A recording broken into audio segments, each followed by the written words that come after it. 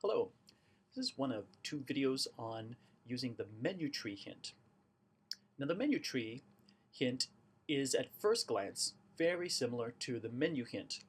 It takes a text layer, makes a menu out of it, does the same sort of things that we are used to seeing for a text menu. For example, the size of the box for horizontal menu is going to determine the size of the background that is placed on it. So this would make a very tall menu, as it were. This will make a relatively short one.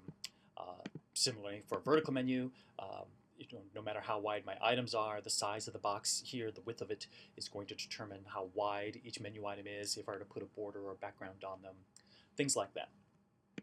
So the main difference of the menu tree is that the menu tree is placed on the page, at least the sub menus are placed on the page by SiteGrinder itself, or rather by the browser, and you have less control over how they're positioned. But the big advantage of the menu tree is that it is completely editable in the content manager. We can add new menu items, new menu areas, submenus, branches, leaves, all that sort of stuff can be added to a menu tree. So it's very, very powerful.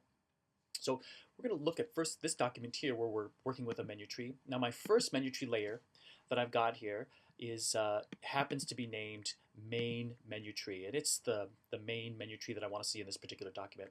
As usual with SiteGrinder, the first part of this name could be anything, and the menu tree hint just tells SiteGrinder, well, this is the menu tree layer.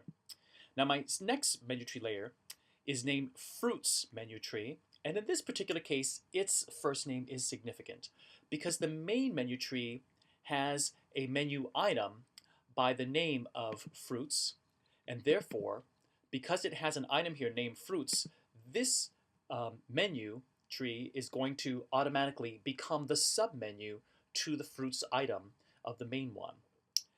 And continuing on, this fruits menu tree has as we can see here right at the beginning, has a item named apples, and I have another menu tree layer named apples menu tree, which displays a list of types of apples: Macintosh, Pink Lady, Honeycrisp. And I could continue on if I wanted to. If they were types of Macintosh apples and I wanted them to have their own submenu, I could make a Macintosh menu tree for those. Other menu trees in this one, I have some vegetables, and I've also got a list of meats. So we have and these will also be submenus. Now, just a few things about the menu tree. The root menu tree can be either a horizontal menu or a vertical menu. You can do it either way and just set it up, as you would any normal horizontal or vertical menu. All the submenus are always vertical menus. They cannot be horizontal menus. They will always be vertical menus, and so you should plan for that. Further, the top menu, the top of your menu, is completely styled by the text layer, so you can control its alignment, and we saw the background size and all these sorts of things that we can do with that layer and the font and everything else. The sub menus have one style shared by all the submenus. And so I can't style them individually. So even though I've got these fruits and the vegetables and the meats submenus here, I can't use different fonts in them. I can't have them be different widths. They all are going to, when the final page, they're all going to have just whatever font styles were shared by the average of all of them. They'll have the width that's the average of all of them. On their other text properties will be some sort of amalgamation, an average of their text properties. So if you're trying to style the submenus, what I advise is making just one at the beginning, styling it all up the way you want it, and then duplicating it to make the others from it so that they'll all share the same styles, widths, and that sort of stuff. Also, it does not matter where we place these submenus on the page. So for example, my fruits menu is way down here, but it doesn't matter. It's going to be directly attached to the fruits menu item by the browser itself. I can't control its position. All right, so when we build this, this is what, when we build this, so let's just go ahead and build this real quick here. So we'll open up site grinder, and there we go. And maybe this was already built. I thought it had been, but in a case, I guess it has been. So when we build it, this is what it looks like.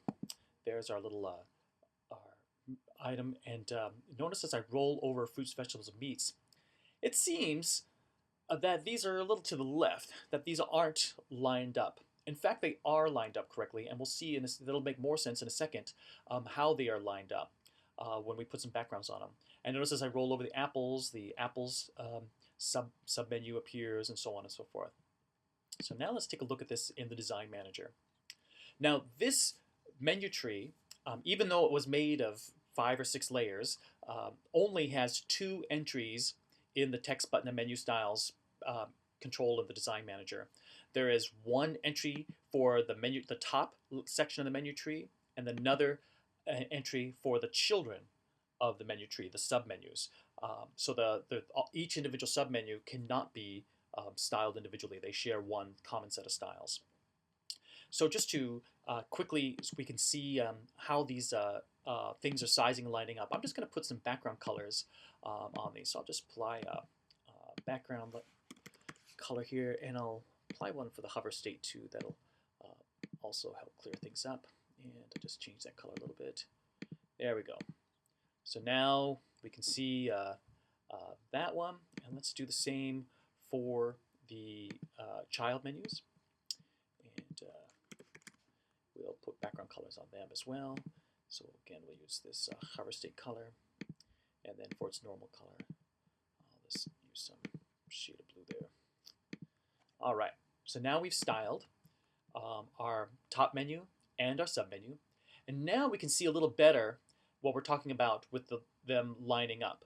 That in fact, the fruits menu, for example, with the apples and oranges and grapes in it, is exactly lining up underneath the fruits menu item.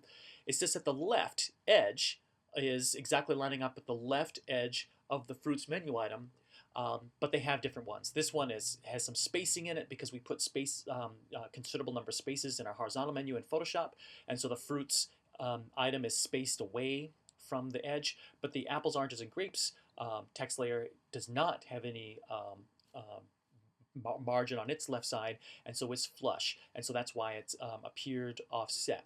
So we'll go ahead quickly in Photoshop and fix that, and then that'll probably finish up this particular video. So again, we're looking at all of our submenus as one thing, so I'm going to apply the style to all of them. And what I'm just going to do is I'm going to come down here to the paragraph palette, and I'm going to put some left margin on them. So I'm going to put 15 pixels of left margin on them, and that looks great.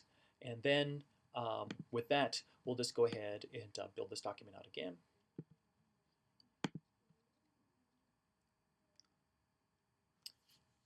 So SiteGrinder loads it up, and there we go. And we'll just build it. And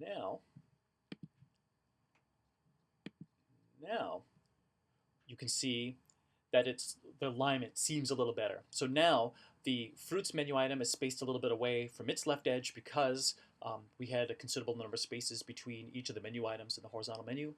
And these ones are spaced in the left edge because I put the 15 pixels of left margin on them. And so all of my my little menu items here, all my submenus, are all spaced away to the left a little bit. And so that now it makes the alignment appear a little better. We could also control the alignment by perhaps, instead of using left-aligned text layers, having used center-aligned text layers, or perhaps right-aligned text layers. Really just whatever fits what you need. The key thing with menu trees when you're trying to style them is to keep in mind that this menu tree will change over time. Some far point in the future, people may be adding new menu items to it, new submenus, and so in particular, make sure that your submenus are wide enough, because that width that you use for your submenus is the width that's going to be used for all submenus for this particular menu tree. So you might want to make sure that they're extra wide. Now, of course, if they're not, the line will simply wrap, and that can that can be a look too. There's nothing wrong with that. It could just wrap to the next line and then space and then the next one on down below. Anyway, this is the first video on the menu tree, and the next one will show us why the menu tree is really quite superb, why you will want to use it.